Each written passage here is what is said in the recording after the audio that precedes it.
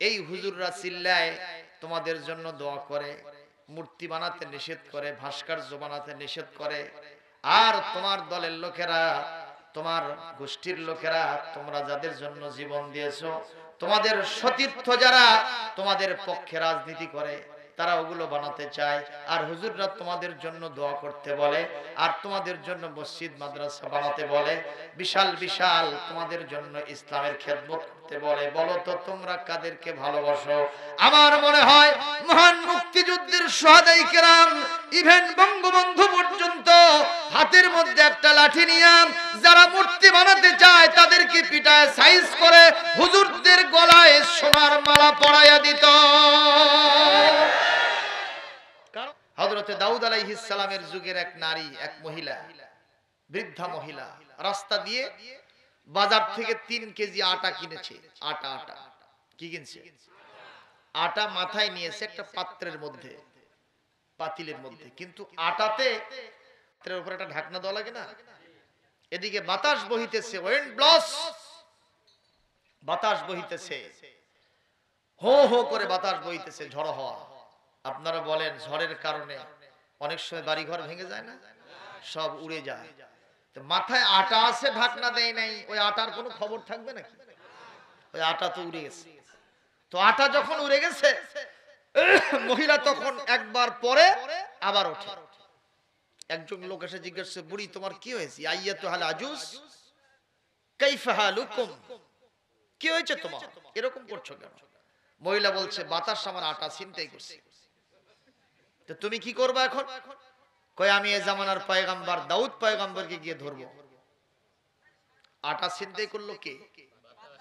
আর মহিলা ধরবে কাকে? তো সাপ কি উল্টা না সিধা? উল্টা সাপ। এই পথিক বলতেছে, বুড়ি বাতাস নিল আটা, আর তুমি দাউদকে গিয়ে ধরবা কোন কারণে? উল্টা সাপ দেবা কেন? বলে এটা তুমি বুঝবা না, এটা আমি বুঝবো। জোরে কোন মারহাবা। মানুষ বুড়ি হতে পারে, হবুল্লাহ সবুল্লাহ মার্কা মানুষ হতে পারে, কিন্তু তার ভেতরে কি আছে এটা আল্লাহ ছাড়া কেউ জানে না। বুড়ি যে সিদ্ধান্ত, এক দৌড়ে গিয়ে হযরত দাউদ আলাইহিস সালামের দরবারে উপস্থিত, যে বলছে, বুড়ি এই বুড়ি তুমি কেন আসছো, কি বলো তোমার সমস্যা কি? বুড়ি বলতেছে, দাউদ পয়গম্বর বাতাস আমার আটা ছিনতাই করেছে, আমি বাতাসের বিরুদ্ধে আপনার দরবারে মামলা দিলাম। দাউদ আলাইহিস সালাম বসা থেকে এই মামলার ভরে তিনি দাঁড়ায় গেছেন আর বলতেছেন, বুড়ি রে, জীবনে অনেক বিচার সালিশ করেছি, এত কঠিন মামলা আমার দরবারে কেউ তো দাখিল করে নাই। বাতাসের কন্ট্রোলিং পাওয়ার কার হাতে? সবাই বলেন, ইউরসিলুর রিয়াহ বুশরান বাইনা ইয়াদাই রাহমাতিহি,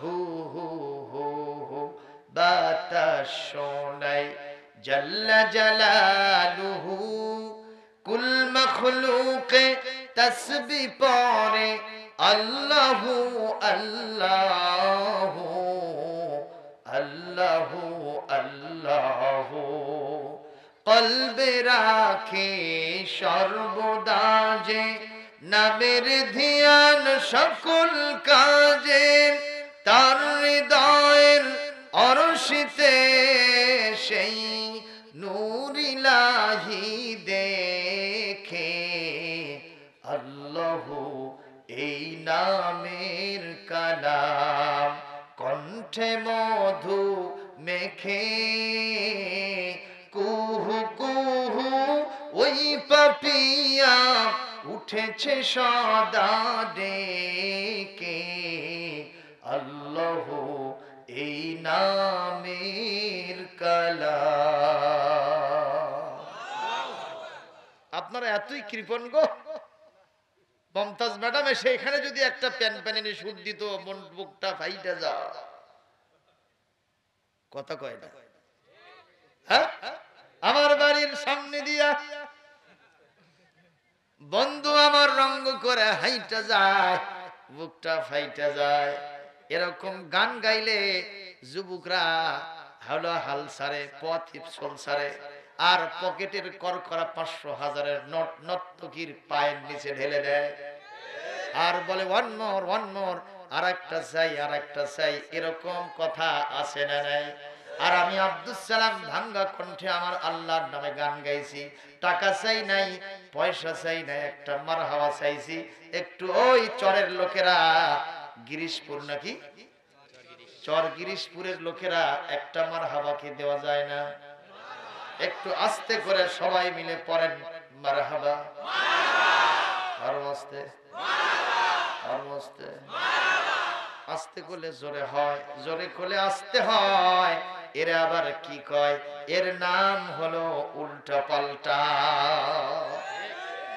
আমাদের দেশটা উল্টা পাল্টাই চলতেছে, জোরে বল ঠিক কি না? এই আপনাদের এলাকায় আপনারা বড় গাছে টোপা দেন না ছোট গাছে টোপা দেন? ঠিক। কিন্তু যখন কাজীপুর পার হইলাম আমি দেখলাম দুইজন মহিলা হাঁটতেছে, একটার বয়স হয়তো 80 বছর হবে, আর একটার বয়স হয়তো 25 বছর হবে। 25 বছরটা হলো ছুরি নাতনি, আর ওটা হলো দাদি। আপনারা বলেন আমার দেশের যে সমাজ সেটা চলতেছে সংস্কৃতি, তাতে কি বোঝা যায়? বুড়িতে বোরকা আছে না নাই? আর ছুরিতে আছে। সফান সফা, দুবুকরা কয় দাক্কান দাক্কা। সুন্দরী চলেছে, বুড়া মানুষ পর্যন্ত গানের কলি জানে। আশ্চর্য কথা। কারবার আছে না নাই গো? কি উল্টা পাল্টা কারবার, যে বুড়ির দিকে একটা যুবক আসারও পড়বে না, ঠিক কিনা কো? সে আজকে বোরকা পরে ঘরে, আর আজিজুল হক বিশ্ববিদ্যালয় কলেজ, সিরাজগঞ্জ বিশ্ববিদ্যালয় কলেজ, কাজীপুর ডিগ্রি কলেজের অনার্স 3rd ইয়ার 4th ইয়ারের ছাত্রী মাথা থেকে পা পর্যন্ত শিরায় উপশিরায় যৌবনের রক্ত টকবক টকবক করতেছে, যুবকদেরকে সব সময় এসএমএস করতেছে, ওয়েলকাম করতেছে। তার পুরো শরীরটা দেখলে আস্ত মনে হয় জুলাইখার উত্তরসূরি। জোরে কোন ঠিক না ঠিক? কামটা সিধা না উল্টা? সবাই কম। উল্টা কাম করে সিধা ফল পাওয়া যাবে? এক লোক কানা বদনা নিয়ে পায়খানায় গেছে। কি বদনা? দেখে পানিগুলো সব পড়ে যাচ্ছে, চিন্তা করলো পানি যখন পড়েই যাচ্ছে তো হাগার আগে শুষেই নি। পায়খানা করেনি, আগে খলখলা করে শুষিছে। এখন পায়খানা করার পরে চিন্তা করলো দেখি আরেকবার শুষতে পারি কিনা। There is no water in বদনা। বদনার মধ্যে কি নাই ভাই?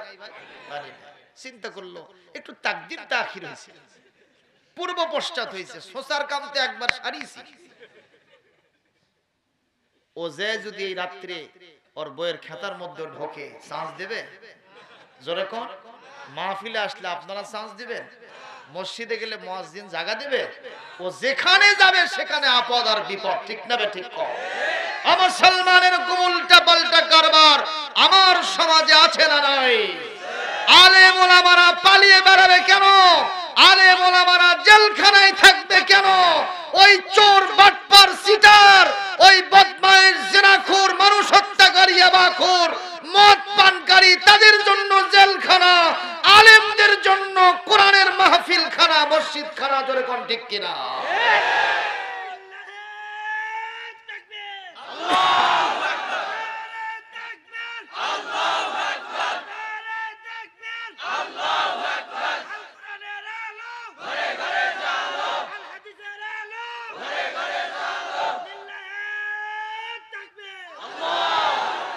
এই উল্টা পাল্টা কারবার আছে না নাই? জোরে কোন আছে না নাই? কি কথা? হুজুরের দাড়ির ভিতরে পাথর মারতেছে, হুজুরের মূর্তি বানায় নিয়ে সেটা কুশপুত্তলিকে দাহ করতেছে, হুজুরের টুপি গায়ে অসম্মান করতেছে, হুজুরের জুব্বা টেনে ছিঁড়ে ফেলে দিচ্ছে। এই দৃশ্য দেখেছেন কিনা? কথা বলেন না কে? আমি এই দৃশ্য দেখে চোখে পানি ধরে রাখতে পারি নাই। হুজুরের যে টুপিটা তুমি অসম্মান করতেছো, এই টুপি তো হুজুরের টুপি না। কথা বলেন না কেন? এটা আমার বিশ্ব নবীর সুন্নতি টুপি। এই দাড়ি তো হুজুরের দাড়ি না। এই জুব্বা তো হুজুরের জুব্বা না, এগুলো বিশ্ব নবীর সুন্নাত। সেই সিলসিলায় আমরা পড়েছি। এগুলোর উপরে যখন তুমি আঘাত করো, হুজুরকে আঘাত করা হয় না, দাড়ি টুপিকে সম্মান করা হয় না, সরাসরি সুন্নতে নববী মদিনাওয়ালা মক্কাওয়ালা বিশ্ব নবীকে অপমান করা হয়। আর বিশ্ব নবীকে যদি কেউ অপমান করে, আজ হোক কাল হোক দুনিয়া আখিরাত সব নষ্ট হবে। ওই হিরোটা জিরো হয়ে আল্লাহর জাহান্নামে জ্বলতে থাকবে। কথা বলেন ঠিক কিনা? মুসলমান কোন উল্টা পাল্টা কাজ করতে চাই না, আমরা সিধা কাজ করব ইনশাআল্লাহ। কোন জোরে বলেন আমিন। আমার কথায় কষ্ট পাইলেন? কথা কি নিয়ম অনুযায়ী আছে না নাই? কোন বাঁকা কথা আমরা বলতে জানি না, যা বলবো কোরআনে কারীম থেকে। ও মুসলমান ভাইরা আমার, আল্লাহ রাব্বুল আলামিন গান বাজনাকে পছন্দ করেন না। আপনাদের এই এলাকার ভিতরে গান বাজনা আছে না নাই? আবার অনেক জায়গায় আমি দেখি জন্মদিন পালন করতে গিয়ে এরকম গান বাজনা, টুনটুনা টুনটুন, কথা কয় না, আছে না নাই? আবার বিভিন্ন পীর সাহেবের মুরিদ হন, আপনার অলির মুরিদ আপনি হন, কোন আপত্তি আমার নাই। যত ইচ্ছা আপনি মুরিদ পীর হন, পীরের মুরিদ হন। I have no objection about this matter. এ বিষয়ে আমার কোনো অবজেকশন থাকবে না। তবে একটা কথা হলো, জিকির কেমনি করবেন সে জিকিরের একটা সিলসিলা, একটা পদ্ধতি আমার আল্লাহ বলে দিয়েছেন কিনা? আল্লাহ বলেন আযকুর রাব্বাকা তাদাররুআন ওয়া খুফিয়াতান জুদুনাল জাহর মিনাল কওল। আল্লাহ পাক বলেন, আল্লাহকে যদি তুমি ডাকো, আল্লাহর জিকির যদি তুমি করো, তাহলে খবরদার অবশ্যই বেশি জোরে সোরে করবা না, লাফালাফি করবা না, ঝাঁকাঝাঁকি করবা না। আমাদের সমাজে এরকম ব্যবস্থা আছে না নাই? বাবা তোমার দরবারে সব পাগলের মেলা, হাজার রকম পাগল দিয়া সাজাইছো ভেলা। বাবা তোমার দরবারে সব পাগলের মেলা। কথা কয় না, আছে না নাই? জোরে কোন আছে না নাই? এগুলোর সাথে ইসলামের কোন সম্পর্ক? জিকিরও যদি করি, সে জিকিরের পদ্ধতি কার অনুসরণ করব? বিশ্ব নবী যেভাবে আমাদেরকে করতে বলেছেন উনি করেছেন, সেইভাবেই জিকির করব। জোরে বলেন আমিন। কারণ আল্লাহ রাসূলের দেখানো নিয়ম পদ্ধতির উল্টাতে যেটা যিনি করবেন, এটা আমার আল্লাহর কাছে কখনো গ্রহণযোগ্য হবে না। আল্লাহ পাক আমাদের সবাইকে তৌফিক দিন। জোরে বলি আল্লাহুম্মা আমিন। আমার মুসলমান ভাইরা, গান বাজনা ইসলামে নিষিদ্ধ, এই কথা কে বলেন? কোরআনে কারীমের 21 নম্বর পারা 31 নম্বর সূরা, সূরা লোকমান আয়াত নম্বর 6। এই মুহূর্তে আপনাদের সামনে আমি তেলাওয়াত দিচ্ছি। তেলাওয়াত শোনার সাথে সাথে জোরে সরে আল্লাহু আকবার বলতে পারবেন তো? আরো জোরে কোন পারবেন? ওয়া মিনান নাসি মান ইয়াশতারি লাহওয়াল হাদিসি লিয়ুদিল্লা আন সাবিলিল্লাহ,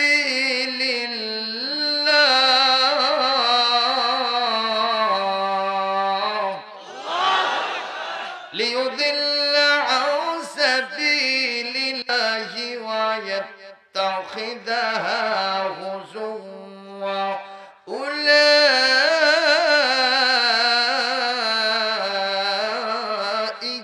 لهم عذاب مهين। আল্লাহ পাক বলেন, মানুষের ভিতরে এমন কিছু মানুষ আছে যারা আমার দেওয়া টাকা পয়সা দিয়া গান বাজনা, ক্রীড়া, কৌতুক, ঢাক ঢোলক, এরপরে সারেগামা পাধানিসা, বাবা খালু মামা নানা, আছে না? এগুলো কিনে নেয়, কনসার্ট কিনে নেয়, গান বাজনা কিনে নেয়, সঙ্গীতানুষ্ঠান কিনে নেয়, এরপরে যাত্রার প্যান্ডেলে গিয়ে উলঙ্গ ডান্স কিনে নেয়। আর আমি আল্লাহর কোরআনকে তারা জলাঞ্জলি দিয়ে দেয়। বলেন এরকম কিছু লোক আছে না? আল্লাহ বলেন, এই লোকদেরকে আমি বলবো, তোমরা এগুলোকে তুচ্ছ তাচ্ছিল্য ভাবতেছো, কিছুই না। না, আমি আল্লাহ বলছি এটা গুরুতর অপরাধ। এ কারণে দুনিয়াতে আখেরাতে আমি আল্লাহ তোমাদেরকে অপমানজনক শাস্তির ভিতরে নিবদ্ধ করব। চিৎকার দিয়ে বলেন নাউজুবিল্লাহ। এজন্য গান বাজনা চলতে পারে না, বলি আমিন। এগুলো এগুলো আপনার বন্ধ করার দায়িত্ব হচ্ছে সম্মানিত যারা দায়িত্বশীল তাদের, ঠিক না ঠিক কর। এরকম দায়িত্ব হযরত ওমর নিজের কাঁধে নিয়ে নিয়েছিলেন। সুবহানাল্লাহ। গভীর রাত্রিতে হাঁটতেছেন, নজর করে দেখেন একটা বাড়ি থেকে আওয়াজ আসতেছে, এরকম ঢোলকের আওয়াজ, গান বাজতেছে, গানের আওয়াজ আসতেছে। হযরত ওমর এমন একজন সাহাবী ছিলেন, ওনার সিদ্ধান্ত যদি কোথাও কোরআন বিরোধী কাজ হয় আমি ওমর সেটার প্রতিরোধ করব, তাতে যা আছে কপালে হবে কাল সকালে। নবীজি বলেছেন আসাদুহুম ফি আমরিল্লাহি ওমর, আমার সাহাবীদের ভিতরে আমি আল্লাহর বিধানকে কার্যকরী করার ব্যাপারে ওমর ছিলেন সবচেয়ে বেশি কঠোর। মারহাবা কোন। এরকম ওমর মার্কা মুসলমান দরকার আছে না নাই? একটা হলেই যথেষ্ট, ঠিক না ঠিক? কবি বলছে একটা ওমর হে জামানায় দাও হে মেহেরবান, একটা ওমর এই জামানায় দাও হে মেহেরবান। কথা বলে ঠিক না? দিনের পথে অকাতরে, দিনের পথে অকাতরে বিলিয়ে দেবে প্রাণ, একটা ওমর এই জামানায় দাও হে মেহেরবান। ফিলিস্তিন আর কাশ্মীরেতে মরছে ধুকে ধুকে, কেউ জানো আজ নাই রে তাদের একটু চেয়ে দেখে। একটা খালিদ পাঠাও তাদের, একটা আলী পাঠাও তাদের, দিতে পরিত্রাণ করতে আহ্বান, একটা ওমরে জামানায় দাও হে মেহেরবান। জোরে একটা ওমরে জামানায় দাও হে মেহেরবান। দিনের পথে অকাতরে, দিনের পথে অকাতরে বিলিয়ে দেবে প্রাণ, একটা ওমরে জামানায় দাও হে মেহেরবান। জোরে বলেন মারহাবা, জোরে বলেন আল্লাহুম্মা আমিন। হযরত ওমর একা একা হাঁটেন, কেউ তার সাথে থাকে না। গভীর রাত, তিনি আস্তে আস্তে বাড়ির মধ্যে ঢুকে পড়লেন। ঢোকার পরে দেখেন এক বুড়া মানুষ, কি মানুষ, পার হেলে গেছে, বয়সটা একটা প্রান্তে এসে গেছে। ওই বুড়া মদ পান করতেছে, আর একজন গায়িকা নারী ওখানে টুনটুন টুনটুন এভাবে আওয়াজ দিচ্ছে, একতারা বাজাইতেছে, আর ওখানে গান গেয়ে গেয়ে বুড়াকে উৎসাহিত করতেছে। জোরে বলেন বুড়া মানুষের জন্য কি এটা কখনো শোভা পায়? জোরে কোন শোভা পায়? মুসলমান যুবকদের জন্য না হয়, তারুণ্যের কারণে, শয়তানের কারণে মিসগাইড হয়ে কাজ করতে পারে, কিন্তু কোন বুড়া মানুষের মুখ থেকে তো জাহালতের গন্ধ আসা সম্ভব নয়, ঠিক নয়? যেরকম ঠিক না ঠিক? মুসলমান ভাইরা, হযরত ওমর ওখানে যাওয়ার পরে বললেন, এই বুড়া, বয়সের একটা প্রান্তে এসেছো, আল্লাহর কাছে তুমি নিকৃষ্ট বান্দা। কোরআন কারীমে সূরা মায়দার 90 নম্বর আয়াত দিয়া আল্লাহ রাব্বুল আলামিন গানকে চিরতরে নিষিদ্ধ ঘোষণা করেছেন। শুধু তাই নয়, মদ নিষিদ্ধ করেছেন, জুয়া নিষিদ্ধ করেছেন, এরপরে পূজা নিষিদ্ধ করেছেন, এরপরে লটারি যিনি নিষিদ্ধ করেছেন, আওয়াজ দিয়ে বলেন তার নামটা কে? কোরআন কারীম সূরা মায়দা 90 নম্বর আয়াত। এবার তেলাওয়াত দেব, কষ্ট হবে না তো? ইন্নামাল খামরু ওয়াল মাইসিরু ওয়াল আনসাবু ওয়াল আজলামু রিজসুম মিন আমালিশ শাইতান ফাজতানিবুহু লাআল্লাকুম তুফলিহুন। জোরে কোন আল্লাহু আকবার। এই আপনাদের খারাপ লাগতেছে? আজকে কতগুলো ওয়াজ ধরছি আপনি জানেন? ওই মহিলা দাউদ আলাইহিস সালামের দরবারে এখনো আছে। কার বিরুদ্ধে বিচার দিছে? কার কাছে? কি মনে আছে এগুলো? আজকে আপনারা আমার ওয়াজ বুঝতেছেন তো? হ্যাঁ, বোঝা লাগবে, শুধুমাত্র শুনলে হবে না, ওয়াজ না বুঝলে আবার বেকায়দা হয়। কি কায়দা হয়? আমাদের বগুড়া রেল স্টেশনে দুইজন যাত্রী ট্রেনের সিটে চেপে বসছে। কয়জন? দুইজন, একটা ছেলে আর একটা মেয়ে। দুইজনের সরকারি চাকরি করে, একটা স্যার একটা ম্যাডাম। তো এখন ওই চেকার সাহেব আসছে টিকিট চেক করার জন্য। এটা স্যারকে ম্যাডামকে বলছে, madam give me your ticket, I will check your ticket, টিকিটটা দেন একটু চেক করি। ম্যাডাম বলতেছে আমারটা মাসিক। কি বলছে? যেই বলছে মাসিক, বলাও সারা, ওই যে চেকার আসছিল ওই হোকামুখ সোকা খেয়ে ব্যাক গিয়ার মারছে। আর দেখেন তো পাশে যে স্যার বসেছিল ও আবার সিটার মার্কা লোক, তো ও টিকিটই কাটে না। তো চিন্তা করলো অসুখ বিসুখের কথা বললে টিকিট থেকে মাপ পাওয়া যায়, তো এরকম একটা অসুখ তো আমারও আছে, দেখি কি হয়। কিছুক্ষণ পর আসছে, এসে বল sir give me your ticket, I will check your ticket, টিকিটটা দেন একটু চেক করি। আমার এক শিরে। যখন কয় শিরে? চেকার সাহেব বড় বড় চোখ বার করে, এই মিয়া টিকিটের সাথে এক সের দুই সেরের কি সম্পর্ক? কয় যে ভাই টেডির জামানা, তো মহিলা মানুষের অসুখ বিসুখের কথা করলে টিকিট দেখা লাগে না, ওরকম একটা অসুখ যে আমারও আছে, আমি বলছে জন্য ব্যাখ্যা দেওয়া লাগবে। মেয়ে, এই মেয়ে কি বলো, তুমি কি বুঝেছো? বলে এই যে মহিলা বললো আমারটা মাসিক, আমি তো বুঝলাম যে মাসিক অসুখ হয়েছে। আরে মিয়া তুমি বোঝো নাই, ওই মহিলা প্রত্যেকদিন যাতায়াত করে, ওই এক মাসের অগ্রিম টিকিট কাটছে, এই জন্য বলছে মাসিক। এই কথার অর্থ তুমি ভুল বুঝেছো, তোমার একটা গোপন রোগ ছিল, আজকে ফাঁস হয়েছে, টিকিট ফাঁক দিতে দেয়। কথা কয় না, কথা কয় না, আপনারা জবাব দেন। কথা ভুল বুঝলে কায়দা হয় না, বেকায়দা হয়। এই জন্য কথাটা বুঝতে হবে, খুবই মনোযোগের সাথে কান মন চোখ সব খোলা রাখতে হবে। জোরে বলি আমিন। এটা পাগলামো নয়, কোরআন শুনতে আসছেন, মেধা লাগবে, মেধা লাগবে, ঠিক না? ঠিক। প্রিয় ভাইরা আমার, হযরত ওমর বললেন, এই বুড়া, এই মুহূর্তে তুমি মদ পান করতেছ আর এখানে গান চলতেছে, এটা তো ইসলামে কখনো জায়েজ নাই, কোরআন বিরোধী কাজ, কেন করতেছে এটা বলো? ওই জামানার লোকদের কোরআন জানা ছিল কি ছিল না? বুড়া হোক, সরা হোক, ছড়ি হোক, বুড়ি হোক, হাল হোক আর জমিন চাষ করুক, যে যে কাজ করুক না কেন, সবার মুখে মুখে যে কিতাবের তেলাওয়াত ছিল, কিতাবটার নাম কি? আরো জোরে বলেন। একেরা কোথা কিতাবের তেলাওয়াত সঙ্গে সঙ্গে ওই বুড়ার মুখ থেকে চলে আসলো। ওই সময় কোরআন দিয়া একে অপরের সাথে মজা করা হতো। সুবহানাল্লাহ বলেন।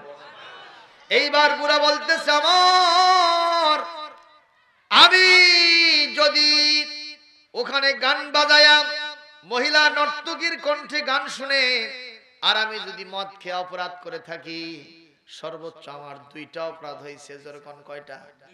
দুইটা অপরাধ হয়েছে। আর এই রাত্রিতে আপনি যে আমার বাড়িতে ঢুকেছেন, এই মুহূর্ত পর্যন্ত আমি নজর করে দেখছি আপনি একটা নয়, দুইটা নয়, তিনটা অপরাধ করেছেন। যেরকম কয়টা অপরাধ? আরো যেরকম কয়টা অপরাধ? এইবার আপনারা বলেন, হযরত ওমরের হাতে কিছুক্ষণ আগে ছিল ডান্ডা, এই মুহূর্তে উনি হয়ে গেছেন ঠান্ডা। ওনার মাথাটা কিছুক্ষণ আগে ছিল গরম, এখন হয়ে গেছে নরম। বলতেছে, এ বুড়া, এ আমার মুরব্বিয়ানে যান, আমার সম্মানিত মুরব্বি, কি আমি তিনটা অপরাধ করলাম? আমি অপরাধীকে ধরতে এসে মহাস্বামী মহা অপরাধী হয়ে গেলাম, দাগী আসামি হয়ে গেলাম। বলুন তো আমার তিনটা অপরাধগুলো কি কি? বলে, আপনার এক নম্বর অপরাধ হলো কোরআনে কারীমের সূরা আল বাকার, সূরা আন-নূর 27 নম্বর আয়াত, ইয়া আইয়ুহাল্লাযীনা আমানু লা তাদখুলু বুয়ুতান গায়রা বুয়ুতিকুম হাত্তা তাস্তানিসু ওয়া তুসাল্লিমু আলা আহলিহা। হে ইমানদারগণ, খবরদার খবরদার, তোমরা তোমাদের নিজেদের বাড়ি ছাড়া, ঘর ছাড়া অন্যের বাড়িতে, অন্যের ঘরে প্রবেশ করবে না, সালাম না দিয়া, অনুমতি পারমিশন না নিয়া। এই রাত্রিতে আমি এই বাড়ির মালিক হই না, আমি এখানে মদ পান করি, ওখানে না হয় একটা গান বাজতেছে, আপনি আমার বাড়িতে ঢুকেছেন, জবাব দেন, আপনি কি একটাবার সালাম দিয়েছেন কিংবা আমার কাছে আসার জন্য অনুমতি নিয়েছেন? কোরআন বিরোধী কাজটা আপনি কেন করলেন? আগে জবাব দিবেন, তারপরে আমার জবাব দিব। জবাব দিতে না পারলে আপনার মতো ওমরকে আমি বুড়া ছাড়বো না। মারহাবা। কোরআনের জামরিয়া দিয়ে ধরছে। জোরে কোন ঠিক না ঠিক? আমরা এরকম অন্যের বাড়িতে অনুমতি ছাড়া ঢুকি কি ঢুকি না? হ্যাঁ, মেম্বার যদি হয়, এলাকার মাতবর যদি হয়, সলিমদ্দি কলিমদ্দি মার্কার মানুষের বাড়িতে ঢুকবে তো ব্যাপারই না। ঢোকা সারা ঢোকার পরে ওই সলিমদ্দির বউ বেটির চালানপাতি যা ছিল সব দেখে নিয়ে পরে এখন গলা খাকার মারতেছে। এরকম মেম্বার নামক সিটার আছে না নাই? যখন আসে না নাই? এটা তো অনুমতি নয়, অনুমতি নামের প্রহসন। ঠিক না ঠিক? আপনি যত বড় মেম্বার হন, চেয়ারম্যান হন, এমপি হন, মিনিস্টার হন, একজন কুড়ে ঘরের মালিক যিনি, তার বাড়িতে ঢুকতে হলে মহান আল্লাহর বিধান, পারমিশন নিয়ে ঢুকতে হবে। No admission without permission from Allah সুবহানাহু ওয়া তাআলা। যখন মারহাবা। এই বিধান কার? এই বিধান জমিনে প্রতিষ্ঠিত হলে শান্তি বাড়তো না কমতো? কিন্তু আজকে নিয়ামত কোরআন আছে, কিন্তু সেই বিধানটা নাই ভাই। যদি কোনোদিন কোরআন আসে, ওমরের মতো শাসক আছে, সমস্ত বিধানগুলি জারি করা হবে ইনশাআল্লাহ। সেই দিন দেখতে চান? কারা কারা চান হাত তুলে আল্লাহকে দেখান মিয়া। মহান আল্লাহ আমাদের সবাইকে সেদিনের জন্য কবুল করো। কোন একদিন এদেশের আকাশে কালিমার পতাকা দুলবে, সেদিন সবাই খোদাই বিধান পে দুঃখ বেদনা ভুলবে। আজকের কোরআন হাতে রেখে বলছি, আমরা হুজুররা চিল্লাইতে চিল্লাইতে আমার অনেক বক্তাগণ দুনিয়া থেকে বিদায় হয়ে গেল। আপনাদের সিরাজগঞ্জের রেজাউল করিম কাউসারী মরহুম মাগফুর বিদায় হয়ে গেল। আমাদের যশোরের সিদ্দিকুর রহমান যশোরী বিদায় হলো। আপনাদের পাশের ময়মনসিংহের জনাব তোফাজ্জল হোসেন ভৈরবী বিদায় হয়ে গেল। আমার তরুণ মুফাসসির মঈনুল ইসলাম বিদায় হয়ে গেল। এরপরে আর কে গেল? জুবায়ের আহমেদ আনসারী সাহেব বিদায় হয়ে গেল। আবুল কাসেম জিহাদি সাহেব বিদায় হয়ে গেল। মাহমুদুল হাসান জিহাদি সাহেব বিদায় হয়ে গেল। আল্লাহ পাক কোরআনের পক্ষে কথা বলতে বলতে কোরআনের সেই শাসন, কোরআনের সেই কাঙ্ক্ষিত বাঞ্ছিত, কোরআনের সেই রাষ্ট্র ব্যবস্থা দেখার জন্য তারা স্বপ্ন দেখলেন। আজকে জমিন থেকে তারা বিদায় গ্রহণ করতে আছেন। আমরা স্পষ্ট বলতে চাই, কোন নাস্তিক, কোন মুরতাদ, কোন বেঈমান, কোন ইসলাম বিদ্বেষী শক্তির রক্ত রাঙ্গানো ওই চোখ দেখার কারণে আমরা যারা কোরআনের কথা বলছি এই রাস্তা থেকে আমরা নিবৃত্ত হব না। আমরা যদি দেখতে না পারি, আমাদের পরবর্তী জেনারেশনরা বলতে থাকবে, তারাও যদি দেখতে না পারে, তার পরবর্তী জেনারেশনরা দেখার জন্য তারা আবেদন জানাবে, বক্তব্য রাখবে। আমার মনে হয় আজ হোক কাল হোক বাংলাদেশের পূর্বাকাশে সূর্য উদিত হওয়া যেমনটা সম্ভব, তার চাইতেও বেশি সম্ভব বাংলাদেশের এই সবুজ চত্বরে কোরআনুল কারীমের রাষ্ট্র প্রতিষ্ঠিত হবেই হবে ইনশাআল্লাহ, কেউ ঠেকাতে পারবে না।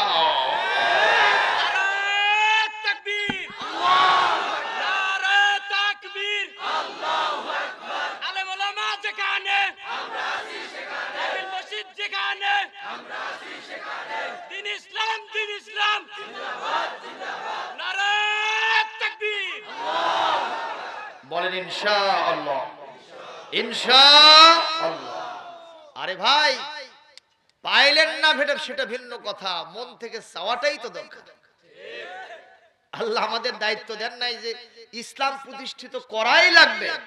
আল্লাহ বলেছেন ইন্নামা আনতা মুযাক্কির লাস্তা আলাইহিম বিমুসাইতির। চেষ্টা চালাতে থাকবা, উপদেশ দিতে থাকবা, বাস্তবায়ন করার দায়িত্ব আমি আল্লাহ নিলাম, তোমরা পুলিশ না। আমি আল্লাহ আমার বাহিনী মজুদ রেখেছি। সুবহানাল্লাহ জোরে কোন। এইবার বুড়া বলতেছে আপনার 2 নম্বর অপরাধ মনে আছে না? 2 নম্বর অপরাধ হলো আপনি আমার বাড়িতে যখন ঢুকেছেন আপনি আরেকটা বিধান লঙ্ঘন করেছেন। সে বিধানটা হলো কোরআনে কারীম সূরাতুল হুজুরাত আয়াত নম্বর 12, ওয়ালা তাজাসসু ওয়ালা ইয়াগতাব বা'দুকুম বা'দা। আপনি গোয়েন্দাগিরি করেন কেন? কাক বলতেছে? আরে কাক বলতেছে? আপনি গোয়েন্দাগিরি করলেন কেন? আমি বুড়া, আমার এই বাড়ির মালিক আমি রাত্রিতে মদ খাবো না, বিবির সাথে সহবাস করব নাকি গান শুনবো সেটা আমার ব্যাপার। আপনি কেন গোয়েন্দাগিরি করলেন? এটা তো দায়িত্ব আল্লাহ আপনাকে দেয় নাই। আপনারা বলেন হযরত ওমরের এই দায়িত্ব আছে না নাই? সবাই বলেন। চেয়ারম্যান সাহেব যদি কোনো চোর ধরতে যায়, আর চোর যদি বলে আপনাকে চেয়ারম্যান বানাচ্ছে, আপনি পরিষদে বসে থাকবেন, কোথায় চুরি হয় এটা দেখার দায়িত্ব আপনাকে কে দিয়েছে? এটা শুনে কি চেয়ারম্যান লেজ গুটে পরিষদে যে বসে থাকবে? কথা কন। এই শাসক যারা আছেন, শাসনতন্ত্র যারা কায়েম করেন, দেশের রাষ্ট্রপ্রধান, এলাকার যিনি মাতব্বর হন, এগুলোর দায়িত্ব পালন করতে হবে। সে দায়িত্বটাও দিয়েছেন কে? কোরআনে কারীম সূরাতুল হজ 41 নম্বর আয়াত, আল্লাযীনা ইম্মাক্কান্নাহুম ফিল আরদি আকামুস সালাতা ওয়া আতাউজ যাকাতা ওয়া আমারু বিল মা'রুফি ওয়া নাহাউ আনিল মুনকার ওয়া লিল্লাহি আকিবাতুল উমুর।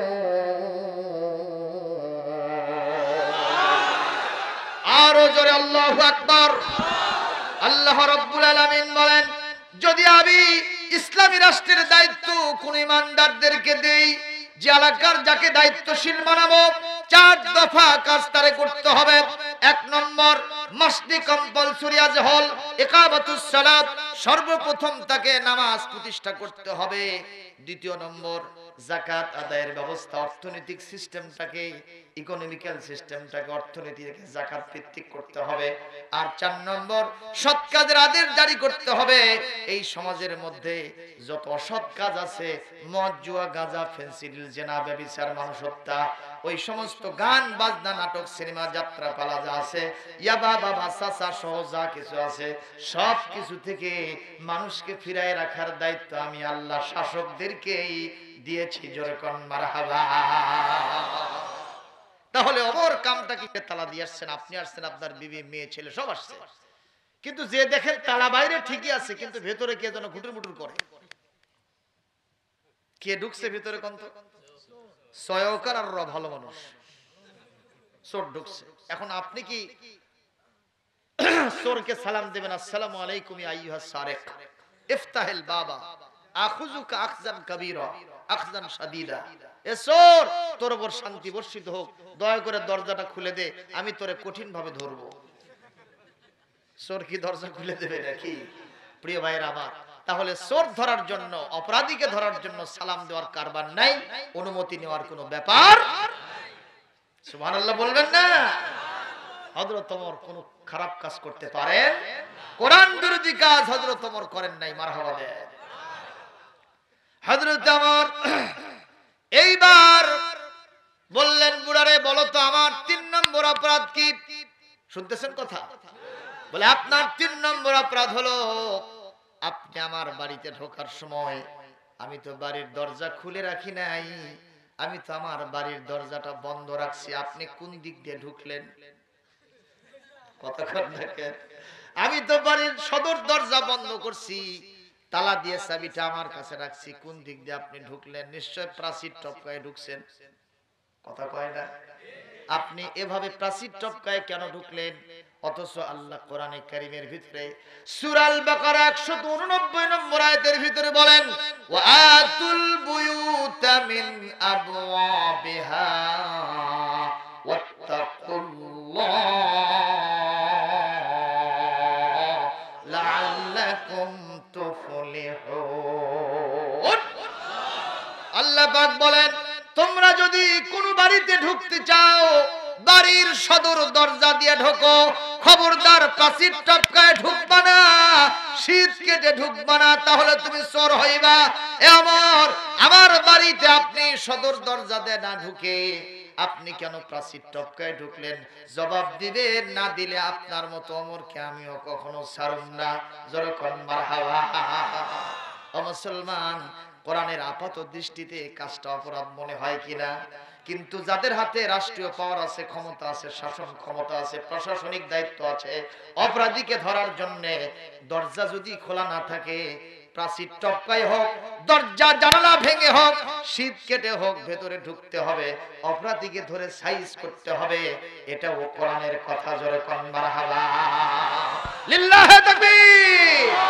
দাও খোদা দাও আবার আমায় ওমার দারাজ দিল, দাও আলীর মতো বীর সেনানী, আলীর মতো বীর সেনানী, জগতে নিখিল। দাও খোদা দাও আবার আমায় ওমার দারাজ দিল, হামজাকে দাও ঘরে ঘরে জীবন দিতে অকাতরে, আমার কাবাব ভাঙতে এলে, আবার কাবাব ভাঙতে এলে পাঠাও আবাবিল। দাও খোদা দাও আবার আমায় ওমার দারাজ দিল। লিল্লাহি তাকবীর। শেষ করে দেই, আর একটু চলবে? সবাই শুনবেন? দেখি কারা কারা শুনবেন না।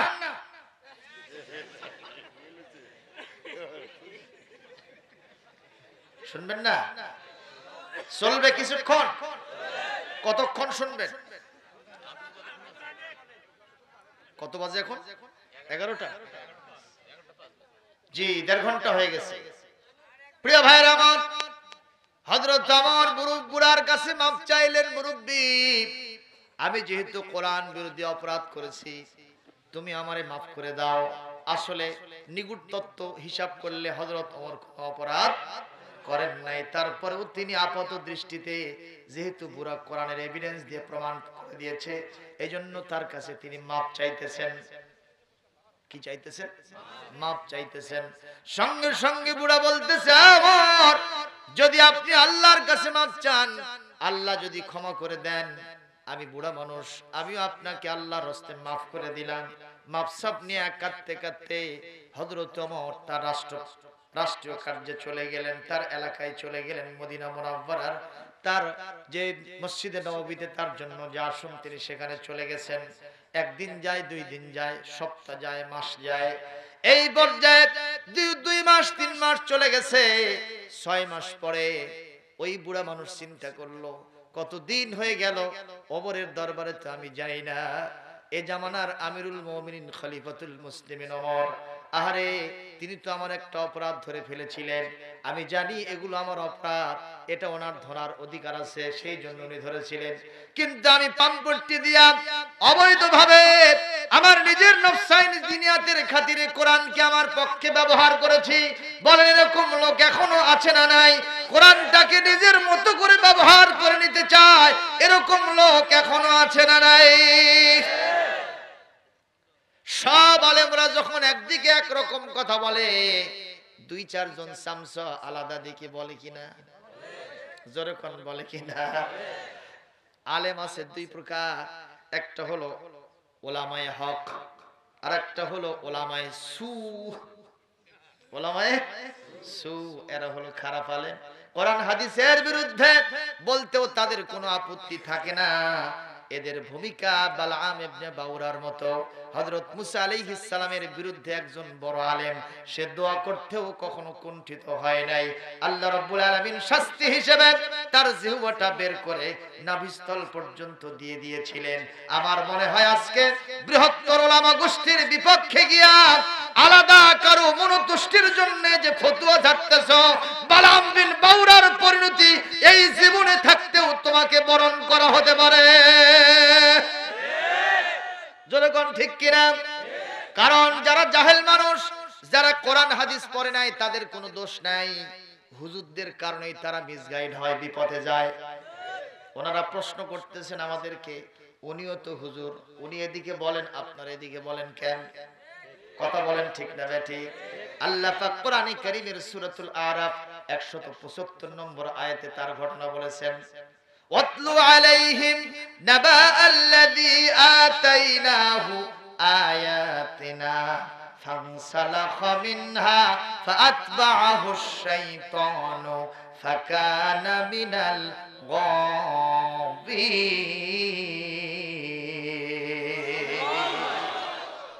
এগুলো সব কোরআনের কথা। এটা এমন একটি আজিম কিতাব, মেঘনা কণ্ঠ, আমাদের জীবন, আমাদের মরণ, আমাদের হায়াত, আমাদের মত, আমাদের বাঁচার গ্যারান্টি, শান্তি, মুক্তি, নিরাপত্তার গ্যারান্টির নাম কি? জোরে বলেন আওয়াজ দিয়ে, তার নাম কি? সবকিছু কোরআনের মধ্যে আছে। নাই কি খালি সেটা কর, সুবহানাল্লাহ কর। সব কোরআনের মধ্যে আল্লাহ দিয়েছেন। কে কোথায় কি করবে সব কোরআনের মধ্যে পুঙ্খানুপুঙ্খ ভাবে পাই পাই করে হিসাব করে। মনে হচ্ছে এই কোরআনটা গতকাল নাজিল হয়েছে। সুবহানাল্লাহ জোরে কোন মিয়া। এই লোকটা চিন্তা করলো, আমি তো নিজের বাঁচার জন্য আয়াতগুলো সেটিং দিছি, আর হযরত ওমর সরল বিশেষ হিসেবে গ্রহণ করে আমার কাছে ক্ষমা চেয়ে চলে গেছে। আরে যাক, অনেক দিন পার হয়ে গেছে, 6 মাস। কয় মাস গেছে? দেখি আমিরুল মুমিনের সাথে যদি সম্পর্ক না থাকে, কার কাছে থাকবে, কার সাথে থাকবে? দেখি আজকে একটু আমিরুল মুমিনের দরবারে যাব, তাও সামনে কাতারে যাব না, পিছনে বসে থাকবো মাথা নিচু করে। কিভাবে বসবে? সরকার কিভাবে? মাথা নিচু করে বসবে। ভাইরা আমার, হযরত ওমরের দরবারে হাজারো সাহাবায়ে আজমাইন বসে আছেন। কষ্ট হচ্ছে? সাহাবীদের কাতারের ভিতরে আস্তে করে নিজের শেকেল সুরুত পাল্টায়া মাথাটা নিচু করে চুপ করে বসে আল্লাহ আল্লাহর জিকির করতেছে। সুবহানাল্লাহ কোন। এই পৃথিবীতে যেই সমস্ত মানুষগুলি কোরআনে কারীম শোনে, জানে এবং মানে, আল্লাহ পাক আন্নাল মুমিনা ইযা আখলাসা কলবাহু ইয়ারা বিনুরিল্লাহ। আল্লাহর নবী বলেছেন, ইমানদার যদি তার অন্তরটাকে পরিশুদ্ধ করতে পারে, কোরআনে কারীম ভিত্তিক জীবন যাপন করতে পারে, আল্লাহ পাক তার শুধু 2টা চোখ রাখেন না, তার অন্তরের চক্ষু খুলে দেন। এই অন্তরের চক্ষু দিয়া প্রকাশ্য গোপনীয় সব বিষয় দেখতে পারে। এজন্য কারামাতুল আউলিয়া হাক্কুন, ওলিদের কারামত হলো সত্য। সুবহানাল্লাহ জোরে বলেন। ভাইরা কষ্ট হচ্ছে আপনাদের? হযরত ওমরের কি মনে করেন? মহিউদ্দিন আব্দুল কাদের জিলানী রাহমাতুল্লাহ আলাইহি, এরপরে খাজা মঈনুদ্দিন চিশতি রাহমাতুল্লাহ আলাইহি, ফুরফুরা শরীফের আলা হযরত আবু বকর সিদ্দিক আল কুরাইশি রাহমাতুল্লাহ আলাইহি, আমাদের বাংলাদেশের ও শাহজালাল ইয়ামানী রাহমাতুল্লাহ আলাইহি, বাইজিদ বুস্তামি রাহমাতুল্লাহ আলাইহি, খান জাহানী রাহমাতুল্লাহ আলাইহি, শাহ মখদুম রাহমাতুল্লাহ আলাইহি, আমাদের বগুড়ার শাহ সুলতান বলখি রাহমাতুল্লাহ আলাইহি, এই সমস্ত আউলিয়ায়ে কেরাম যারা আছেন, তাদের চাইতে হযরত ওমরের মর্যাদা বেশি না কম? এনাদের যদি অন্তরের দরজা খোলা থাকে, আমার ওমরের অন্তরের দরজা খোলা আছে না নাই? আল্লাহ তার অন্তরের চক্ষু দান করেছিলেন। জোরে কোন সুবহানাল্লাহ। তাই বলে তারা কোনদিন, তিনি কোনদিন কোন সাহাবায়ে আজমাইন তাদের দরবারে শিরক বিদআত চালু হতে দেন নাই। কথা বলেন। আমাদের দেশে পীর সাহেব মারা গেলে তার মাজার হয় না? হয় না? সেখানে মাজার নিয়ে ব্যবসা হয় না? গাঁজা খাওয়া হয়? খাজা বাবা গাঁজা খা, যত গাঁজা তত গাঁজা। আউযুবিল্লাহ কোন। আর জিকির করতে করতে কয়, পানির তলে আগুন জ্বলে, পানির তলে আগুন জ্বলে, ঝড় বাতাসে নেবে না। আমার বাবার মুরিদ হলে নামাজ রোজা লাগে না। হো হো হো। এরকম পীর নামক ক্ষীর আছে না নাই? হুজুর নামক খেজুর আছে না নাই? হযরত ওমর সাহাবায়ে আজমাইন, আমি নিজে মসজিদে নববীতে নামাজ পড়লাম, পাশেই পূর্ববর্ষে জান্নাতুল বাকি, বাকিয়ে গরকাত, 10,000 সাহাবীদের কবর শরীফ সেখানে আছে। বারবার জিয়ারত করলাম। পুলিশ বাহিনীর সদস্যরা আমাদেরকে সিনে পর্যন্ত দেয় নাই, এটা কোন সাহাবীর কবর, এটা কোন সাহাবীর কবর। সবাই বলতেছে এটা হযরত ওসমানের কবর,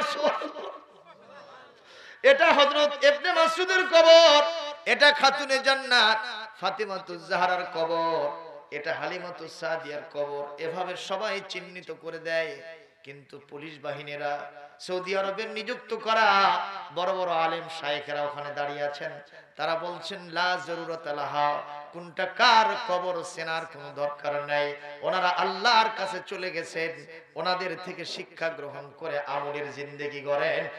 দুনিয়ার মানুষ আপনার কবরকে সেজদা করবে, চিনে রাখবে, এটার কোনো জরুরত নাই। আল্লাহ চিনলেই, রাসূল চিনলেই যথেষ্ট হবে। আল্লাহু আকবার।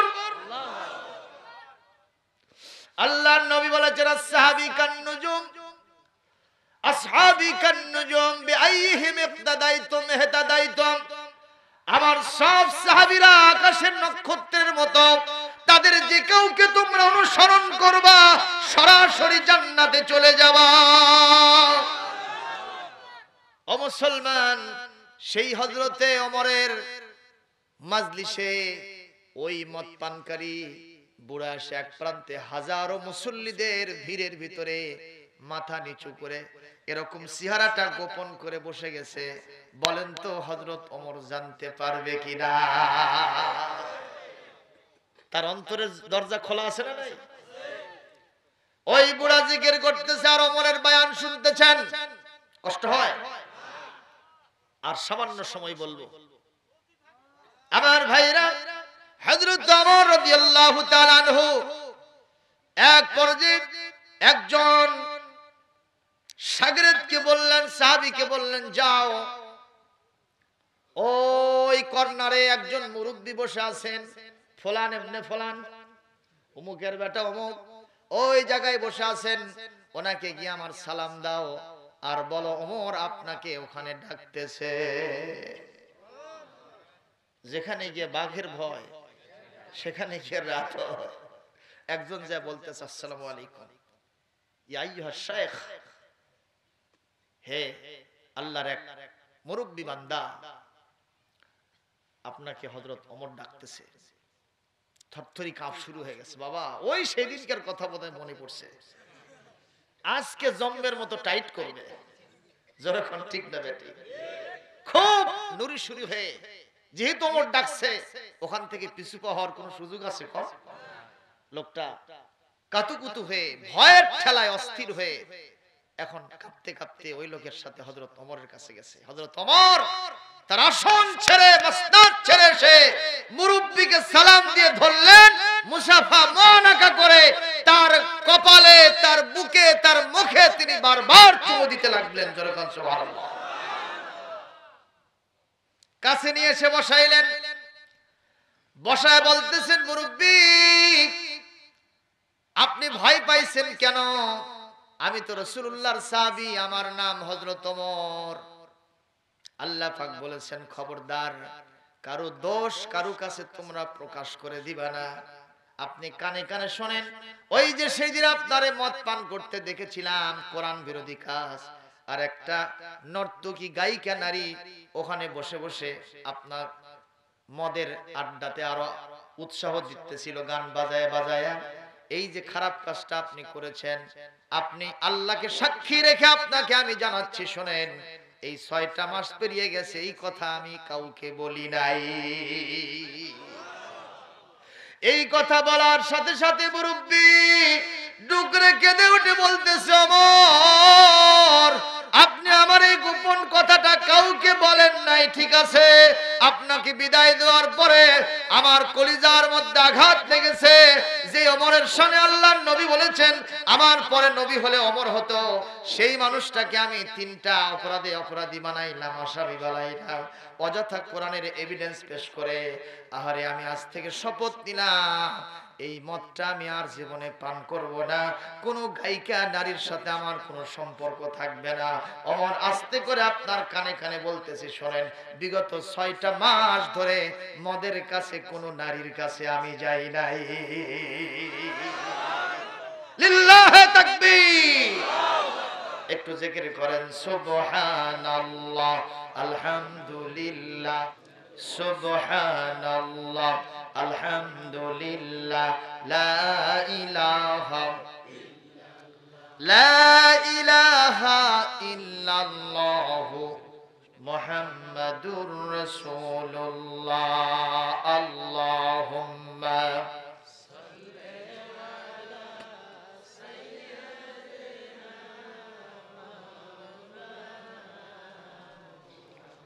ওয়া আলা আলি সাইয়্যিদিনা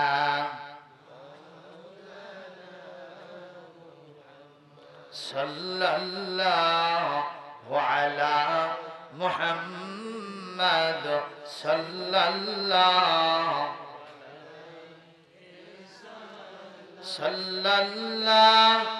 আলা মুহাম্মাদ সাল্লাল্লাহু আলাইহি। আমার ভাইরা, কোরআনে কারীম থেকে আমি আয়াত তেলাওয়াত করেছিলাম সূরা নাজিআত 30 পারার 2 নম্বর সূরা 37 থেকে 42 নম্বর 5টি আয়াত পড়েছিলাম। আল্লাহ পাক এখানে ফর্মুলা দিয়েছেন যে দুইটা কাজ, দুইটা দোষ যদি কারো থাকে ওরা সরাসরি জাহান্নামে যাবে। কয়টা দোষ? আর দুইটা গুণ যদি থাকে ওরা সরাসরি আল্লাহর জান্নাতে চলে যাবে। আমরা কোথায় যেতে চাই, জান্নাতে না জাহান্নামে? সবাই বলে। তাহলে ছাড়তে হবে দুইটা দোষ, অর্জন করতে হবে দুইটা গুণ। পারবো ইনশাআল্লাহ? সর্বপ্রথম দুইটা দোষ কি? এক নম্বর দোষ ফাআম্মা মান তাগা। এক নম্বর দোষ হলো যে ব্যক্তি নবীদের প্রতি, আলেমদের প্রতি, মুসলমানদের প্রতি অত্যাচার চালাবে, নির্যাতন করবে, দ্বীনের সাথে, কোরআনের সাথে, নবীদের সাথে, আল্লাহর সাথে বিদ্রোহ করবে, এই মানুষগুলি কাল কিয়ামতে জাহান্নামে যাবে। জোরে কোন? যেমন শুরুতেই বলেছিলাম ফেরাউনের কথা। ফেরাউন সীমালঙ্ঘন করছে না করে নাই?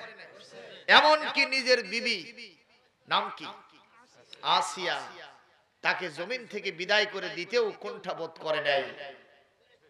নিজেই প্রভু সেজেছে, আনা রব্বুকুমুল আলা, অথচ সর্বোচ্চ রবকে, আল্লাহকে মানে নাই, নিজেই রব সেজেছে। ফেরাউনের শাস্তি বিধান যিনি করেছেন তিনি আবার কে? জোরে বলেন কে? ফেরাউনের মতো আচরণ করা যাবে? আপনারা বলেন ফেরাউন নাই, আবু জেহেল নাই, কিন্তু তাদের নাতিপুতিরা নাই? কিয়ামত পর্যন্ত আসবে কিনা? যদি না আসে, কোরআনে কারীমের মধ্যে আল্লাহ পাক এগুলো কেন দিলেন? এ কথাও সত্য। ফেরাউন যে আচরণ করেছে, এই আচরণ কেউ আর করতেও চায় না। ফেরাউন নামে কোন পৃথিবীতে কোন মানুষকে গোটা পৃথিবীতে খুঁজে পাওয়া যায় না। আপনাদের এলাকায় ফেরাউনের নাম কেউ আছে? এর ভিতরে কেউ ফেরাউন আছে? কিন্তু মুসা আছে না? দেখি কেউ আছেন নাকি? একজন হাত তোলেন তো। অনেক মাহফিলে গিয়ে আমি পাই হাত তুলে বলে, হুজুর আমাদের নাম হলো মুসা। সুবহানাল্লাহ। কিন্তু ফেরাউন নাই। আবু জেহেল নামে কেউ আছে? কিন্তু মোহাম্মদ নামে লোক আছে না নাই? আমাদের প্রত্যেকের নামের শুরুতেই সুবহানাল্লাহ বলবেন না? ইব্রাহিম আছে না নাই? কিন্তু নমরুদ নাই। আপনারা বলেন ইয়াজিদ আছে না হযরত ইমাম হোসেন আছে? ইমাম হোসেনের নাম অনেকের আছে না নাই? কিন্তু একজন হিন্দুকেও যদি বলা হয়, খ্রিস্টানকেও যদি বলা হয়, বৌদ্ধকেও যদি বলা হয়, তুমি একটু ইয়াজিদ নামে একজন তোমার সন্তানের নাম রাখো, 1 লক্ষ টাকা দেব, ওই টাকা পেশাব করে দেই, নাম ওটা নিব না। ঠিক না বে ঠিক কর? তাহলে এই নামগুলো ঘৃণার কেন? তারা মুসলমানদের অত্যাচার চালিয়েছিল। আমরা আজকেও বলতে চাই, মুসলমানদের বিরুদ্ধে কেউ ষড়যন্ত্র করব না, বরং কলিজা ভরা মহব্বত দেব ইনশাআল্লাহ। দুই নম্বর ফাআম্মা মান তাগা ওয়া আসারাল হায়াতাদ দুনিয়া। যারা দুনিয়ার জীবনই সবকিছু চায়, আখিরাত দরকার নাই। এরকম ব্যাপার আছে নাকি আপনাদের? আমরা কি দুনিয়ায় সব চাই না আখিরাতে চাই? দুনিয়ার জীবন, যার বয়স আজকে 50 বছর, রাসূলুল্লাহ বলেছেন আমার অধিকাংশ উম্মত 60 থেকে 70 বছরের ভেতরেই শেষ। তা আপনার বয়স যদি 50 হয়, যদি 70 বছরেও যদি মারা যান, তাহলে আর কয় বছর আছে? 20 বছর। 20 বছরের কত খাবেন? এখন যত বেশি খাবেন তত আরো মৌতের কাছে যাবে। কথা কয় না? যার বয়স 70, ও গরুর গোশত আর পছন্দ করে না, ও মিষ্টি দই খাইতে পারে না, সেমাই ফিরনি চলে না, পোলাও কোরমা চলে না, যত ভালো ভালো খাবার তার আজকে বিচ্ছুদ্ধ হয়ে গেছে, এগুলো তার জন্য নিষ্প্রয়োজন হয়ে গেছে। আজকে সামান্য সামথিং কিছু খাবার দিয়ে তার জীবন চলছে। ঠিক না বেটি? তো কাজেই দুনিয়াতে আর কত কি পাইতে চায়? এজন্য আমাদের দরকার হলো জান্নাত আখিরাত। সেখানে আপনি যত খাইবেন, যত পাইবেন, যত পান করবেন, যত খাইবেন, ডাইজেশনের সমস্যা হবে না, পায়খানা প্রস্রাবের কোনো কারবার লাগবে না। বিবি যত পাইবেন, 70 জন পান, 100 জন পান, 500 জন পান, ব্যবহার করবেন, আল্লাহ পাক নব যৌবন রূপে আপনাকে আবার আবির্ভূত করবেন। সুবহানাল্লাহ। তাহলে দুনিয়ায় সব না আখিরাত সব? এজন্য দুনিয়াকে জলাঞ্জলি দিতে হবে, আখিরাতকে ওভারকাম ওয়েলকাম করতে হবে। আল্লাহ পাক আমাদের তৌফিক দিন, বলি আমিন। যাদের ভিতরে দুইটা ভালো গুণ থাকতে হবে তারা কারা? 1 নম্বর হলো ওয়া আম্মা মান খাফা মাকাম রাব্বিহ, যারা আল্লাহ পাকের সামনে দাঁড়ানোকে ভয় করে, যারা মনে করে আমি দুনিয়াতে যা করতেছি সব রেকর্ড করতেছেন কে? কিয়ামতে কোটি কোটি মানুষের সামনে আমার অপকর্মগুলো আল্লাহ পাক ফাঁস করে দিবেন। আমি জেনা করেছি, আমি মানুষ হত্যা করেছি, আমি সুদ খেয়েছি, আমি মদ খেয়েছি, আমি ঘুষ খেয়েছি, আমি জেনা করেছি, ব্যভিচার করেছি, আমি পৃথিবীর এমন কোন চুরি নাই, ডাকাতি নাই, ছিনতাই নাই, রাহাজানি নাই, গান বাজনা নাই, যা করি নাই সব আমি করেছি। দুনিয়ার ক্যামেরাতে না ধরলেও আল্লাহর ক্যামেরাতে ধরেছে। আর কাল কিয়ামতে কোটি কোটি মানুষের সামনে আল্লাহ এটা প্রকাশ করে দিবেন, ফাঁস করে দিবেন। এটা আমার জন্য অপমানকর, লজ্জাকর, জাহান্নামের কারণ হবে। এই ভয়েতে যারা এই খারাপ কাজগুলো ছেড়ে দিতে পারবে, আর ওয়ানহান নাফসা আনিল হাওয়া, নিজের মনকে প্রবৃত্তি থেকে নিজের খেয়াল খুশি মতো না চলে, আল্লাহ কি বলে, রাসূল কি বলেন, এবং কোরআন কি বলে, হাদিস কি বলে, দিন শরীয়ত কি বলে, এইটা অনুযায়ী নিজের ব্যক্তি, পরিবার, সমাজ এবং রাষ্ট্র চালাতে পেরেছে। নবীজি বলেন, আল্লাহর কোরআন বলছে সূরাতুন নাজিআত, এখানে 42 নম্বর আয়াতের ভিতরে আল্লাহ পাক বলেন ফা ইন্নাল জান্নাতা হিয়াল মাআওয়া, তার ঠিকানা হবে আল্লাহর জান্নাত। জোরে কোন সুবহানাল্লাহ। তাহলে দুইটা গুণ অর্জন করতে হবে। 1 নম্বর হচ্ছে আমরা ভয় করব কাকে, আর 2 নম্বর আমরা নিজের খেয়াল খুশি মতো চলবো না, আল্লাহ রাসূল কোরআন হাদিস যা বলবে আমরা সে অনুযায়ী চলবো ইনশাআল্লাহ। জোরে বলেন আমিন।